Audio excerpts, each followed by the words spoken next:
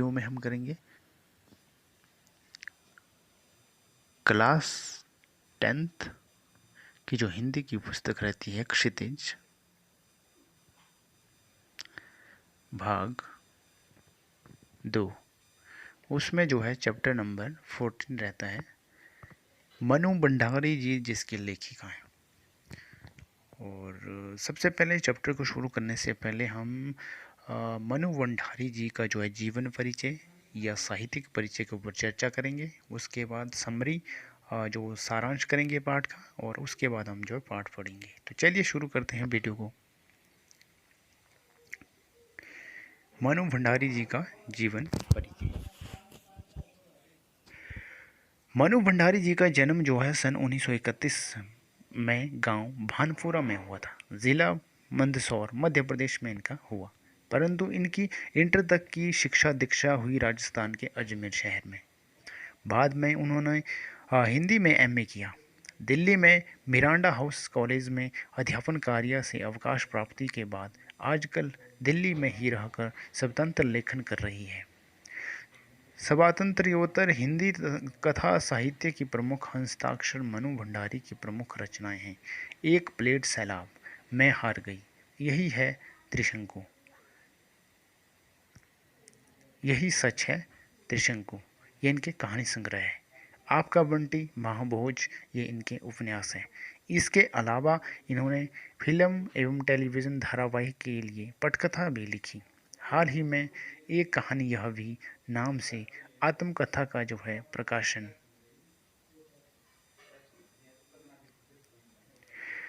उनकी साहित्य उपलब्धियों के लिए हिंदी अकादमी के शिखर सम्मान सहित उन्हें अनेक पुरस्कार प्राप्त हो चुके हैं, जिनमें भारतीय भाषा परिषद, कोलकाता, राजस्थान संगीत नाटक अकादमी, उत्तर प्रदेश हिंदी साहित्य के पुरस्कार शामिल हैं। मनु भंडारी की कहानियों हो या उपन्यास, उनमें भाषा और शिल्प की सादगी तथा प्रामाणिक अनुभूति मिलती है।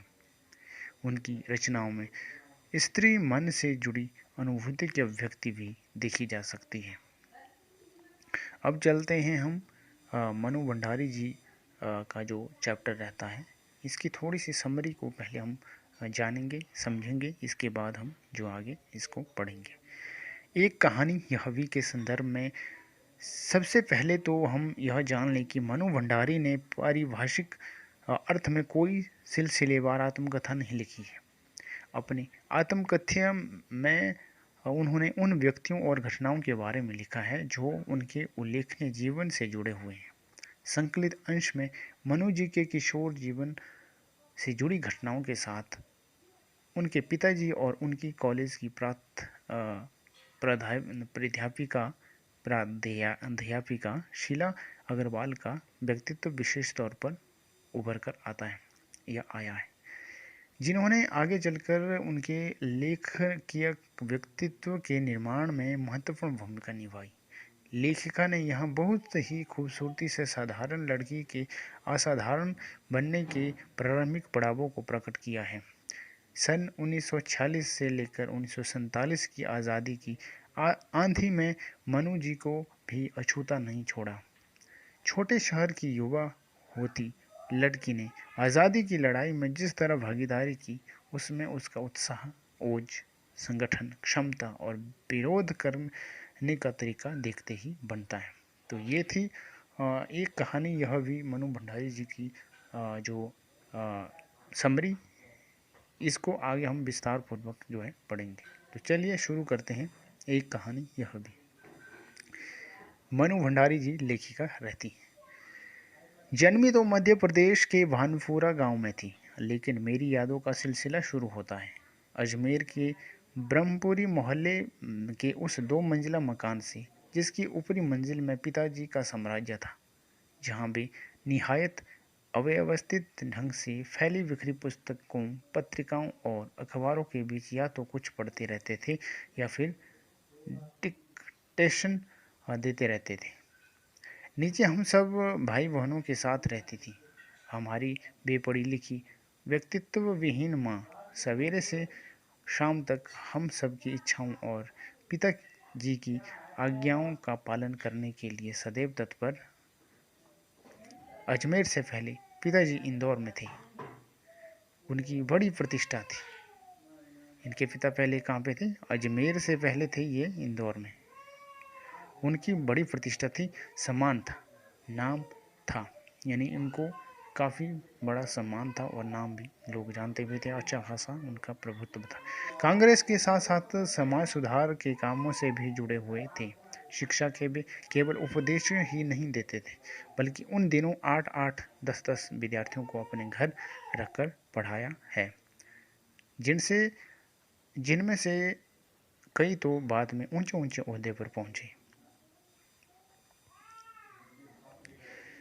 ये उनकी खुशहाली के दिन थे।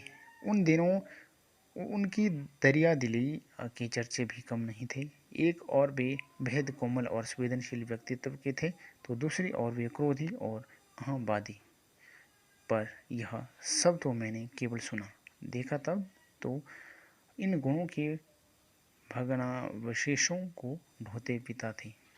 एक बहुत बड़े आर्थिक झटके के कारण वे इंदौर से अजमेर आ गए थे, जहां उन्होंने अपने अकेले के बलबूते और हौसले से अंग्रेजी हिंदी शब्दकोश यानी कि विश्ववार के अधूरे काम को आगे बढ़ाना शुरू किया, जो अपनी तरफ का पहला और अकेला शब्दकोश था।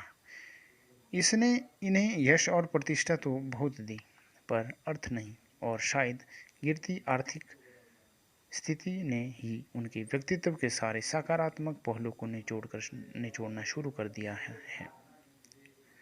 सिकुड़ती आर्थिक स्थिति के कारण और अधिक विस्फारित उनका उन्हें इस बात तक की अनुमति नहीं देता था कि वे कम से कम अपने बच्चों को तो अपनी आर्थिक व्यवस्था का भागीदारी बनाए। नवाबी आदतें, अधूरी महत्वाकांक्षा, हमेशा शीर्ष पर रहने के बाद हाशिए पर सरकते चले जाने की यातना क्रोध बनकर जो हमेशा माँ का कंपाती थरथराती रहती थी।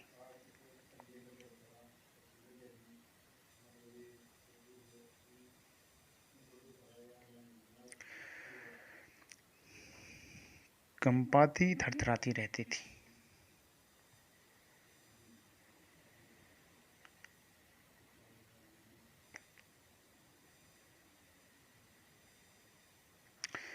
कंपाती थरथराती रहती थी।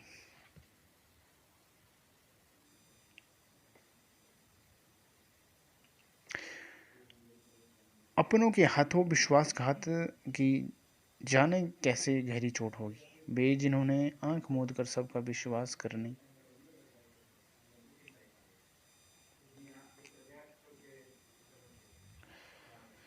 वाले पिता को बाद के दिनों में इतना शकी बना दिया था कि जब तब हम लोग भी उसकी चपेट में आते रहते। यह पर पितृगाथा में इसलिए नहीं गा रही कि मुझे उनका गौरव गान करना है, बल्कि मैं तो यह देखना चाहती हूँ कि उनके व्यक्तित्व की कौन सी खूबी और खामियाँ मेरे व्यक्तित्व के ताने बाने में गुंथी हुई है, या अनजाने अनचाहे किए उनके व्यवहार ने मेरे भीतर किन ग्रंथियों को जन्म दे दिया। मैं काली हूँ, बचपन में दुबली मरियल भी थी।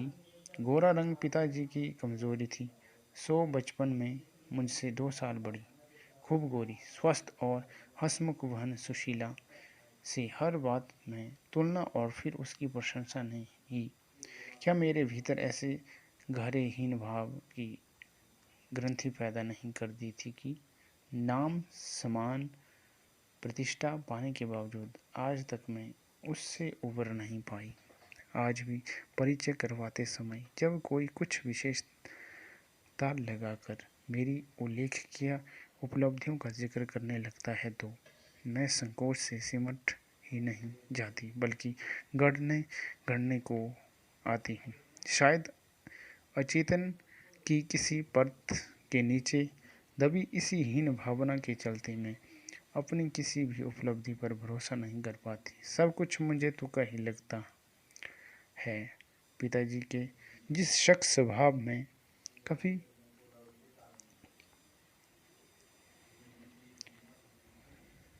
भना भना जाती थी, आज एकाएक अपने खंडित विश्वासों की व्यथा के नीचे मुझे उनके शकी स्वभाव की झलक ही दिखाई देती है। बहुत अपनों के हाथों विश्वासघात की गहरी व्यथा से उपजा शक, होश संभालने के बाद से ही जिन पिताजी से किसी न किसी बात पर हमेशा मेरी टक्कर ही चलती रहती या रही, वे तो न जाने कितने रूपों में मुझ में हैं।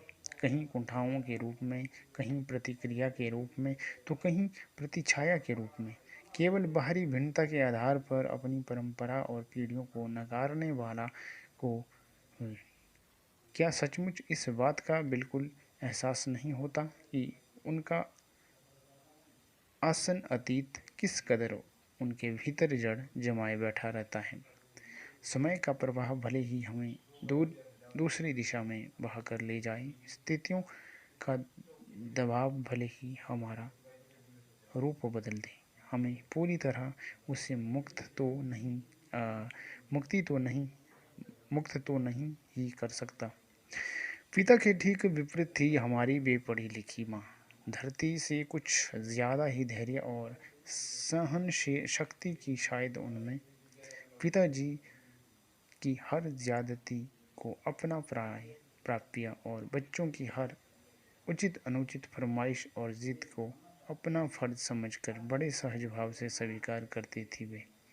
उन्होंने जिंदगी भर अपने लिए कुछ मांगा नहीं, चाहा नहीं, केवल दिया ही।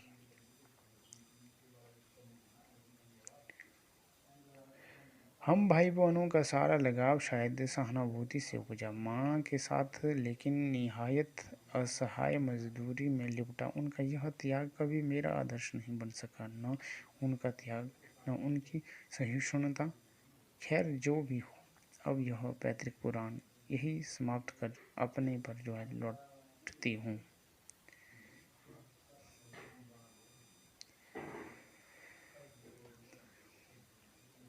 5 भाई बहनों में सबसे छोटी मैं। सबसे बड़ी बहन की शादी के समय मैं शायद 7 साल की थी। उसकी एक धुंधली सी याद ही मेरे मन में है। लेकिन अपने से 2 साल बड़ी बहन सुशीला और मैंने मेरे घर के बड़े से आंगन में बचपन के सारे खेल खेले। सौतेलिया, लंगड़ी टांग, पकड़म पकड़ाई, काली टिल्लो, तो कमरों में गुड्डे गुडियों के ब्याह की रचना रचाएं, पास पड़ोस की सहेलियों के साथ। यूं खेलने को हमने भाइयों के साथ गिल्ली डंडा भी खेला। पतंग उड़ाने कांच पीसकर मांझा सूतने का भी काम किया। लेकिन उनकी गतिविधियों का दायरा घर के बाहर ही अधिक रहता था। हमारी सीमा थी घर। हाँ, इतना ज़रूर था कि उस ज़माने में घर की दीवारें घर तक ही समाप्त नहीं हो जाती थी, बल्कि पूरे मोहल्ले तक फैली रहती थी। इसलिए मोहल्ले के किसी भी घर में जाने पर कोई पाबंदी नहीं थी, बल्कि कुछ घर तो परिवार का हिस्सा ही थे। आज तो मुझे बड़ी शिद्दत के साथ यह महसूस हो रहा है कि अपनी ज़िंदगी खुद जीने के इस आधुनिक दबाव ने महानगरों के फ्लैट में रहने वालों को हमारे इस परंपरागत पड़ोस कल्चर से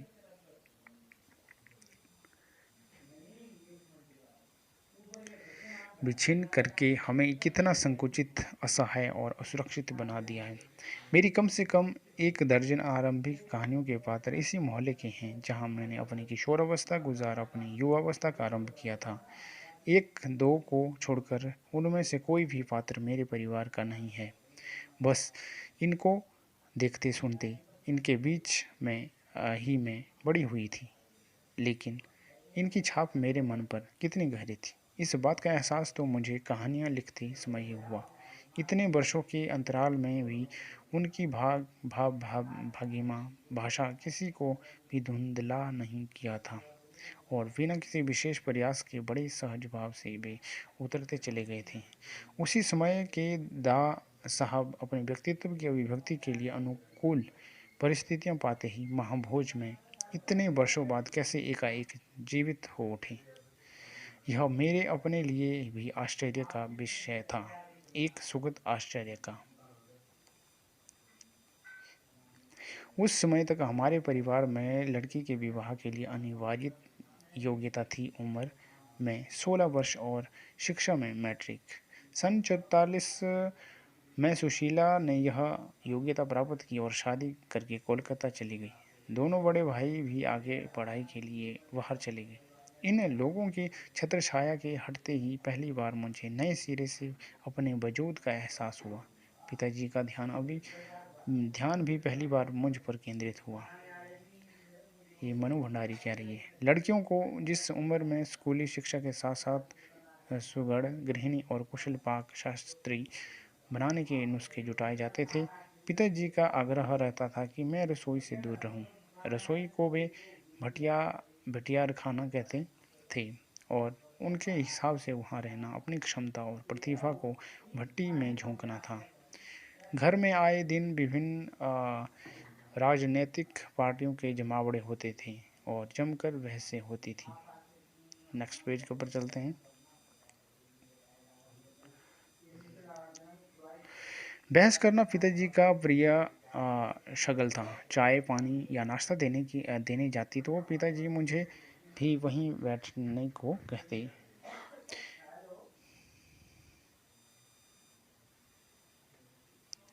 वे चाहते थे कि मैं भी वहीं बैठूं, सुनूं और जानूं कि देश के चारों ओर क्या कुछ हो रहा है। देश में हो भी तो कितना कुछ हो रहा था।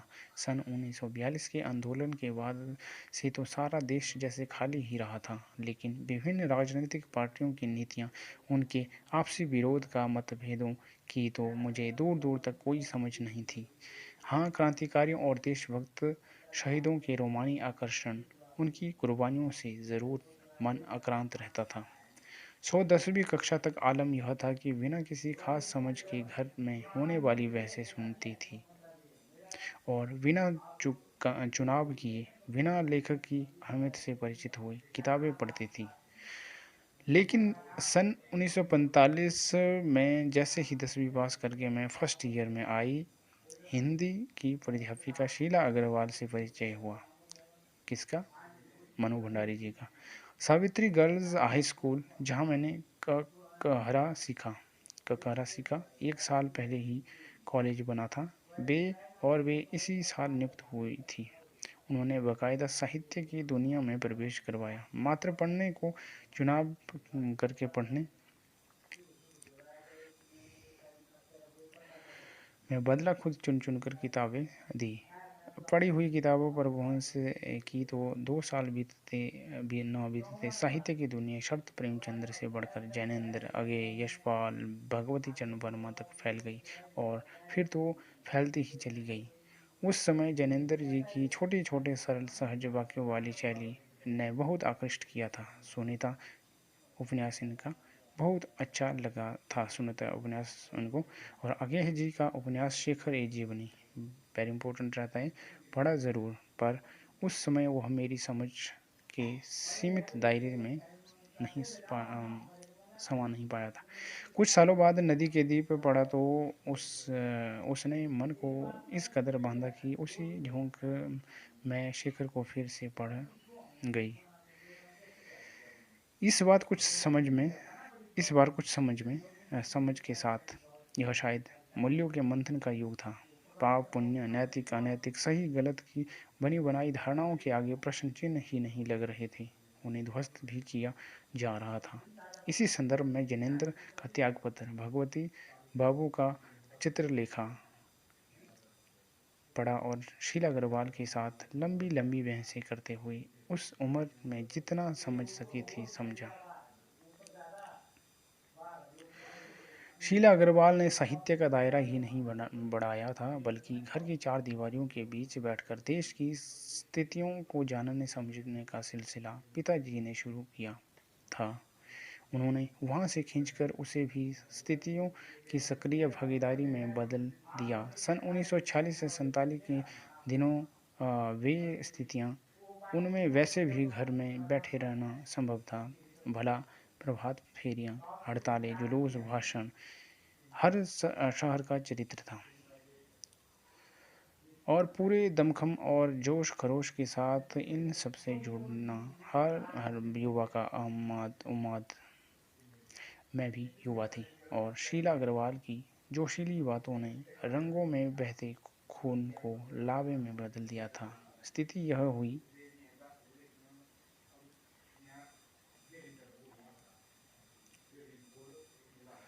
कि एक बवंडर शहर में मचा हुआ था।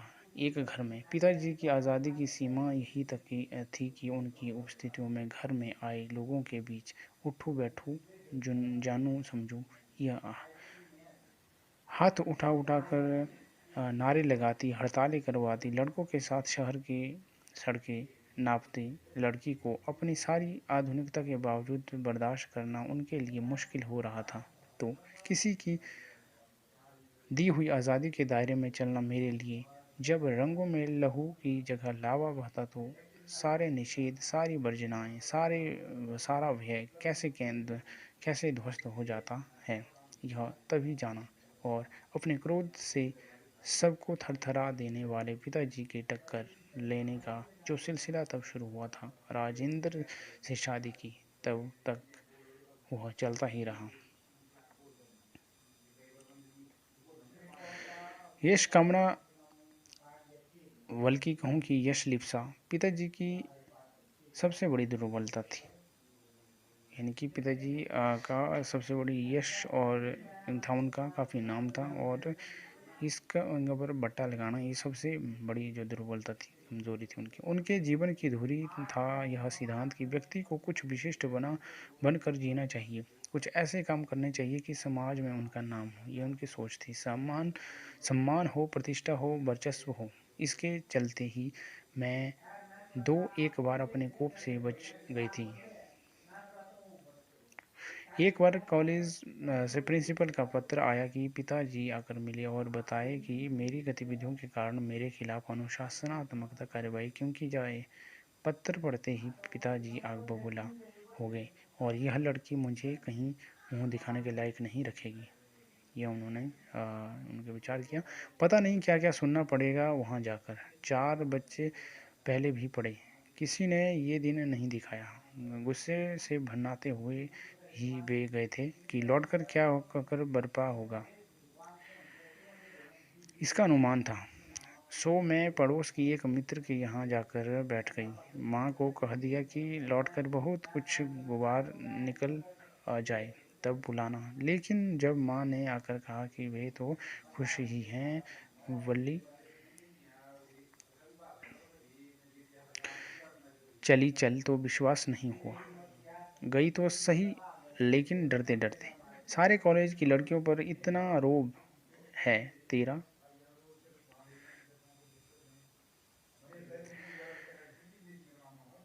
सारे कॉलेज की लड़कियों पर इतना रोब है तेरा, कॉलेज तुम 3 लड़कियों के इशारे पर चल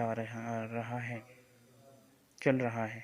प्रिंसिपल बहुत परेशान थी और बार बार आग्रह कर रही थी मैं तुझे घर बिठा लूं, क्योंकि वे लोग किसी तरह डरा धमका कर डांट फटकार टप डप टक्कर लड़कियों को क्लासों में भेजते हैं। और अगर तुम लोग इशारा कर दो कि क्लास छोड़कर बाहर आ जाओ तो सारी लड़कियां निकलकर मैदान में जमा होकर नारे लगाने लगती है। तुम लोगों के मारे कॉलेज चलना मुश्किल हो गया है उन लोगों के लिए। क्या तो जाते समय पिताजी दिखाने से घबरा रहे थे। कहा, बड़े गर्व से कहकर आए कि यह तो पूरे देश की पुकार है, इस पर कोई कैसे रोक लगा सकता है भला। बेहद गदगद स्वर में पिताजी यह सब सुनाते रहे और मैं अवाक। मुझे न अपनी आंखों पर विश्वास हो रहा था, न अपने कानों पर यह हकीकत थी। एक घटना और आज़ाद हिंद फौज के मुकदमे का सिलसिला था। सभी कॉलेज, स्कूलों, दुकानों के लिए हड़ताल का आह्वान था। जो नहीं कर रहे थे, छात्रों का एक बहुत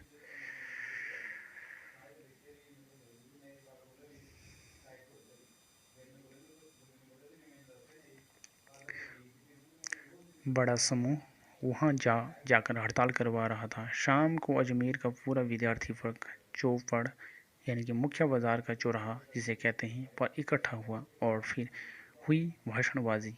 इस बीच पिताजी के एक निहायत दकियानूसी मित्र ने घर आकर अच्छी तरह पिताजी की लू उतारी। अरे, उस मन्नू की तो मन मत मारी गई है। वह भंडारी जी, आपको क्या हुआ? ठीक है, आपने लड़कियों को आज़ादी दी, पर देखते आप जाने कैसे कैसे उल्टे सीधे लड़कों के साथ हड़तालें करवाती, हुड़दंग मचाती फिर रही है। वह हमारे आपके घरों की लड़कियों को शोभा देता है यह सब क्या? कोई मान मर्यादा इज्जत आबरू का ख्याल भी रह गया है आपको या नहीं?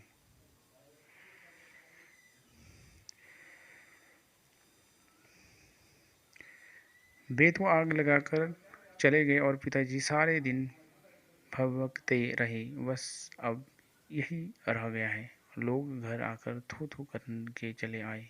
बंद करो अब इस मनु का घर से बाहर निकलना। इस सबसे बेखबर मैं रात होने पर घर लौटी तो पिताजी के एक बेहद अंतरंग और अभिन्न मित्र ही नहीं, अजमेर के सबसे प्रतिष्ठित और सम्मानित डॉक्टर अम्बालाल जी बैठे थे। मुझे देखते ही उन्होंने बड़ी गर्मजोशी से स्वागत किया। आओ आओ मनु। मैं तो चौपड़ पर तुम्हारा भाषण सुनते ही सीधा भंडारी जी को बधाई देने चला आया। I am really proud of you. क्या तुम घर में घुसे रहते हो? भंडारी जी, घर से निकला भी करो। You have missed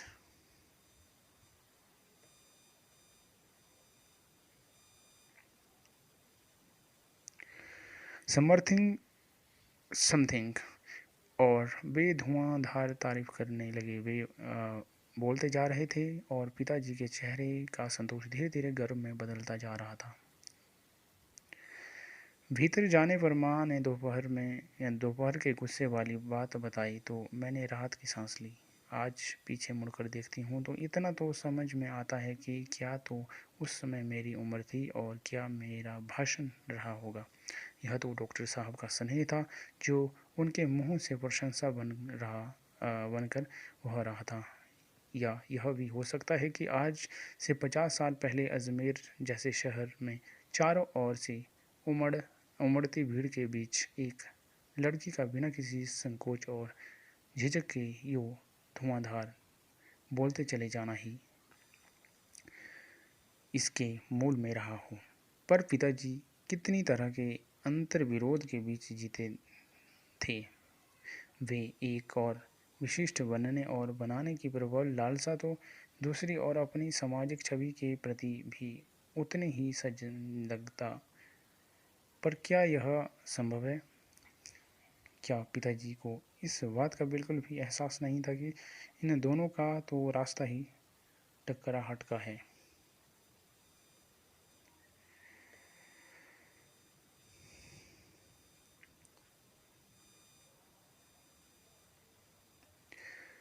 next page है और ये लास्ट पेज रहता है इसका चैप्टर का। सन 1947 के मई महीने में शीला अग्रवाल, जो इसकी अध्यापिका रहती है, को कॉलेज वालों ने नोटिस थमा दिया, लड़कियों को भड़काने और कॉलेज का अनुशासन बिगाड़ने के आरोप में। इस बात को लेकर हुड़दंग न मचे, इसलिए जुलाई में थर्ड ईयर की क्लासेस बंद करके हम 2-3 छात्राओं का प्रवेश निषिद्ध कर दिया। हुड़दंग तो बाहर रहकर भी इतना मचाया कि कॉलेज वालों को अगस्त में आखिरी थर्ड ईयर खोलना पड़ा। जीत की खुशी पर सामने खड़ी बहुत बहुत बड़ी चीज, प्रतीक्षित खुशी के सामने यह खुशी बिला गई। शताब्दी की सबसे बड़ी सबसे बड़ी उपलब्धि 15 अगस्त 1947 थी। तो ये हो गया हमारा मनु भंडारी जी, जिसकी जो है लेखिका रहती हैं, जो कि इनका एक कहानी यह भी ये जो है चैप्टर था, जो कि ये आत्मकथा तो नहीं थी लेकिन आत्मकथ्य की तरह ये स्वरूप माना जाता था इनका। और इसके बाद जो है अभ्यास के क्वेश्चन दिए गए हैं आपके समक्ष। ये जो एग्ज़ाम में इनके आने की संभावना जो है रहती है। तो क्वेश्चन क्या है? लेखिका के व्यक्तित्व पर किन किन व्यक्तियों का किस रूप में प्रभाव पड़ा, ये भी इम्पोर्टेंट क्वेश्चन रहता है। इस आत्मकथ्य में लेखिका के पिता ने रसोई को भट्टियार खाना कहकर क्यों संबोधित किया।